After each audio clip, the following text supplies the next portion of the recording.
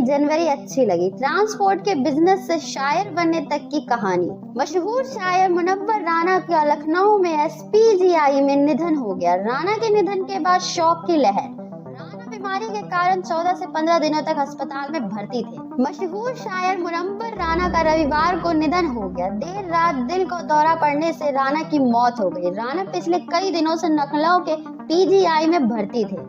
मौत की खबर से रायबरेली में शोक की लहर। शायर के परिवार में उनकी पत्नी, 4 बेटियां और 1 बेटा है। राना के तरबरेज ने बताया कि बीमारी के कारण वह 14 से 15 दिनों तक अस्पताल में भर्ती थे। उन्हें पहले लखनऊ के वेदांता और फिर SPGI में भर्ती कराया गया, जहां उन्होंने रवि रात अंतिम सांस ली।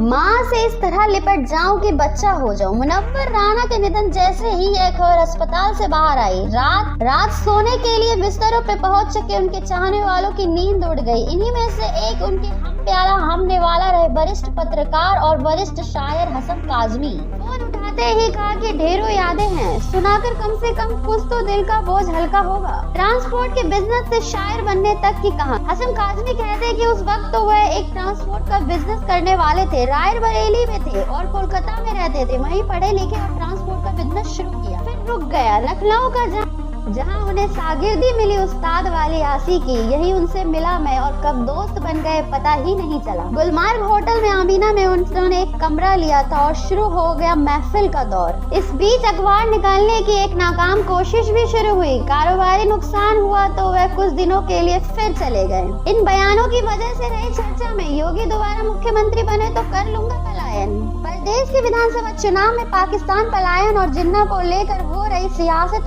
बेमतलब करार देते हुए शायर मुनव्वर राना ने कहा कि वर्तमान सरकार पलायन खेल रही है। उन्होंने योगी सरकार पर उन्हें और मुसलमानों को परेशान करने का आरोप लगाते हुए कहा कि अगर प्रदेश में भाजपा की सरकार आ जाती है और योगी फिर से मुख्यमंत्री बनते हैं तो हमें यहाँ रहने की जरूरत नहीं है, मैं यहाँ से पलायन कर लूंगा। जिन्ना और पाकिस्तान से चुनाव का क्या लेना देना। शायर मुनव्वर राना ने कहा कि जनता असल में मुद्दों पर गौर करके वोट डालेगी। जिन्ना और पाकिस्तान से चुनाव का क्या लेना देना। उन्होंने कहा कि एक बार पाकिस्तान तालिबान अफगान जैसी की बात करने का मतलब है कि हिंदुस्तानी मुसलमानों पर आप शक करते हैं, उनके खिलाफ नफरत माहौल बनाना चाहते। उन्होंने कहा कि एक शायर के दिल में कौम का दर्द होता है, यही वजह है कि भाजपा सरकार ने हमें परेशान किया है। देखो हम पाकिस्तान चले जाते हैं पर ये दोस्त कहाँ मिलेंगे। उत्तर प्रदेश पावर कॉर्पोरेशन के मैनेजमेंट डायरेक्टर रहे APG मिश्रा की नींद खबर सुनते ही उड़ चुकी थी। कहते हैं कि बड़ा बेईमान निकला। कहता था कि जाने को हम पाकिस्तान चले जाते हैं पर ये दोस्त कहाँ मिलेंगे, पर अब देखो। कहते हैं कि ये बड़े लोग जीने का हुनर जानते हैं। ये पत्तियां हमें कुछ दोस्त देते हैं जिन पर लिख डाली थी। मुलाकात 2000 कुंभ में हुई थी, तब यह शायद कोई एक दिन नहीं रहा जब बात ना होती हो। कुछ दिनों पहले वादा किया था कि मेरे चेम्बर में आकर कुछ सुनाऊंगा, सब झूठ निकला। रात चला गया। जाने मानी शायर सबीना आदिम औरंगाबाद के एक मशहूर में थी।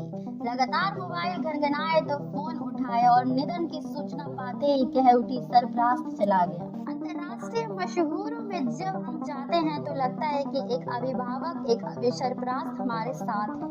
दुख भी ला सकती है लेकिन जनवरी अच्छी लगी। जिस तरह बच्चों की जलती फुलझड़ी अच्छी लगी, रो रहे थे सब, तो मैं भी फूट फूट कर रोने लगा। मुझको अपनी माँ की मैली ओढ़नी अच्छी लगी। वो पत्तियां हैं जिनके वायरल होते ही मुनव्वर देश की दुनिया में छा गए और लोगों को मिला एक ऐसा शायर जिसकी हर लाइन में माँ से शुरू होती है और माँ पर ही खत्म होती थी। यह भी अजब इत्तेफाक है कि ये जनवरी आई दुनिया से एक आजीम शख्सियत के चले जाने का दुख दे गया और मुनव्वर उस ख्वाहिशों को पूरा कर दिया जो उन्होंने अपनी माँ की मौत पर कही थी कि मेरी ख्वाहिश है कि मैं फिर से फरिश्ता हो जाऊं।